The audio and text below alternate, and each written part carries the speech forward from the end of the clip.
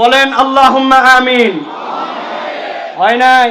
অনেকেই যারা দাঁড়ায় আছে আর ইউটিউবার এরা মনে করছে এরা খালি ভিডিও করবে আর নেটের মধ্যে ছাড়বে, এদের বোধহয় ওয়াজ শোনাও লাগবে না, আমলও করা লাগবে না, তাই নাকি? বলেন আল্লাহুম্মা আমিন। কোন কোরআন শোনার জন্য আসছেন? আল্লাহ রাব্বুল আলামিন বলছেন, যেই কোরআন শোনার জন্য আসছো ওই কোরআনের ব্যাপারে আমি রব্বুল আমিন তোমাদেরকে গ্যারান্টার হলাম, লা ইয়াতিহিল বাতিলু মিন বাইনি ইয়াদাইহি ওয়ালা মিন খালফিহি তানজিলুম মিন হাকিমিন হামিদ। আমি আল্লাহ রাব্বুল আমিন গ্যারান্টি দিলাম, যেই কোরআন শোনার জন্য আসছো, যেই কোরআন তোমাকে দেওয়া হয়েছে, কিয়ামত হয়ে যাবে, দুনিয়ার সব প্রযুক্তিতে দুনিয়াবাসী আগায় যাবে, কিন্তু আমি আল্লাহ রব্বুল আমিন চ্যালেঞ্জ দিয়ে রাখলাম, এই কোরআনের ভিতরে কোনো বাতিল প্রবেশ করতে পারবে না, না সামনে থেকে, না পেছন থেকে, না ডান থেকে, না বাম থেকে। এইটা বলার উদ্দেশ্য, কোরআনের বিধান হবে শাশ্বত, কোরআনওয়ালারাও হবে ইউনিক মানুষ। আল্লাহর পক্ষে, কোরআনের পক্ষে একবার যদি কেউ কোরআন ধারণ করে নিতে পারে, কোরআনওয়ালাদেরকে কখনো বাতিল পরাজিত করতে পারবে না। বাতিল নানান ভাবে চেষ্টা করবে, অনেক ভাবে আক্রমণ করবে, কিন্তু যুগে যুগে প্রমাণ হয়েছে কোরআনের সামনে, ইমানের সামনে কোনো কিছু টেকে না, ঠিক না? আল্লাহ রাব্বুল আলামিন বলছেন, এরকম কোরআন যেটা তোমরা শুনতে আসলে, আমি আল্লাহ তোমাদেরকে বললাম, আলিয়াউমা ইয়াইসাল্লাযীনা কাফারু মিন দীনিকুম ফালা তাখশাউহুম ওয়াখশাউন। আল্লাহর নবীকে আল্লাহ বলছেন, হে আমার হাবিব, আজকের দিনে আপনার জন্য, যেই দিন আপনাকে বিদায় হজ করানো হলো, যেই দিবসে কোরআনুল কারীম আপনার কাছে আমি দিচ্ছি, এই দিনে আমি আল্লাহ আপনাকে জানাই দিচ্ছি, ওই মক্কা মদিনায় কেবল নয়, আশপাশে জাজিরাতুল আরবে কেবল নয়, আল্লাহ বলছেন আজকের দিনে কাফের মুশরিকরা হতাশ হয়ে গেছে।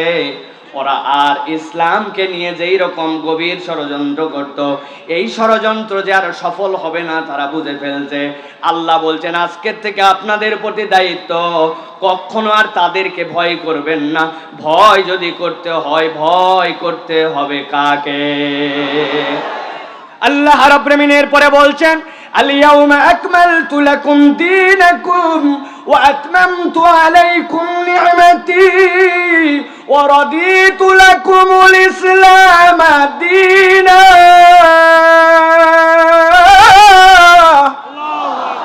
এই দুনিয়ার মানুষ, আমি আল্লাহ রাব্বুল আমিন তোমাদেরকে বললাম, আজকের থেকে দিনকে পূর্ণ করে দেওয়া হলো। এই দিনকে আল্লাহ রাব্বুল আমিন তামাম করে দিলেন।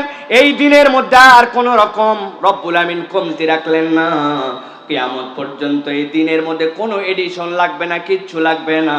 আর আল্লাহ বলছেন, এই দিন হিসাবে, জীবন বিধান হিসাবে আল্লাহ রাব্বুল আলামিন ইসলামের প্রতি সন্তুষ্ট হয়ে গেলেন। এর মানে আপনার জীবনের চলার পথ, বলার পথ, আপনার জীবনে নামাজের পথ, রোজার পথ, আপনার জীবনের যত ধরনের পথ আছে, সব পথ এবং পথেও আপনাকে ইসলাম দিকে নিতে হবে, ঠিক না? কিন্তু একদল লোক তো আমরা দেখতে পাই, নামাজের ইসলাম পছন্দ করে, রোজার ইসলাম পছন্দ করে, টুকটাক যাকাত দিতেও ভালো লাগে, কিন্তু যেই না বলা হবে দুর্নীতির বিচারটা আল্লাহ রাব্বুল আলামিনের কোরআনের বিধান অনুযায়ী হোক, যেই লোক আমার ব্যাংকের টাকাটা লোপাট করে দিল, যেই লোক জাতির ভাগটা কাছে অন্ধকার নামায়া দেশের টাকা দুর্নীতি করলো, ওই বিচারগুলা কোরআনের আয়াত দিয়ে করা হোক, ওই মানুষ তখন কোরআনের আয়াত দিয়ে বিচার চায় না। আছে কি না? এর মানে বোঝা যায় কি? এর মানে বোঝা যায় ডাল মে কুছ কালা হয়, ঠিক কিনা?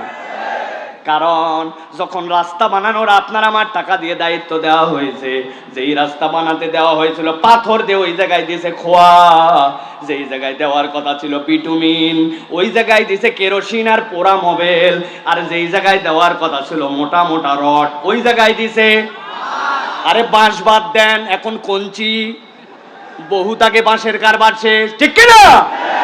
আমি কাউকে খোঁচানোর জন্য বলছি না, আমার রব্বুল আমিন বলছেন, ফামানি তুররা ফি মাখমাসাতিন গায়রা মুতাজানিফিল লিইসমিন ফাইন্নাল্লাহা গফুরুর রহিম।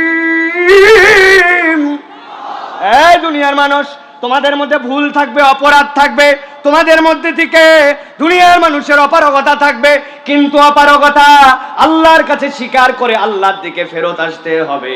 কিন্তু তুমি আল্লাহর দিকে ফেরত আসবে না, আবার আল্লাহর দেওয়া বিধানকে পছন্দ করবে না, তাহলে তুমি কখনো পূর্ণাঙ্গ মুমিন হতে পারবে না। ঠিক কি না?